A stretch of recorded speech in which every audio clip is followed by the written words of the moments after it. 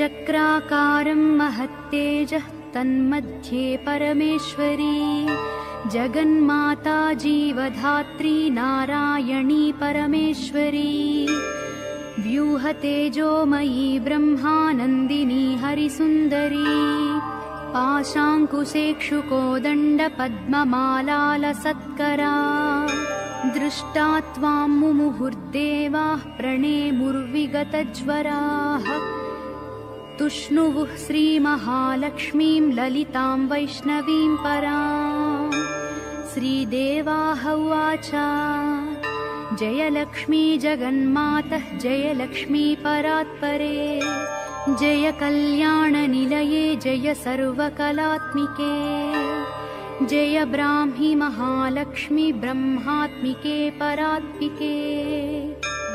जय नारायणि शान्ते जय श्रीललिते रमे जय श्रीविजये देवीश्वरि श्रीदे जयर्धिधे नमः सहस्रशीर्षायै सहस्राननलोचने नमः सहस्रहस्ताब्जपादपङ्कजशोभिते अणोरणुतरे लक्ष्मी महतोऽपि महीयसी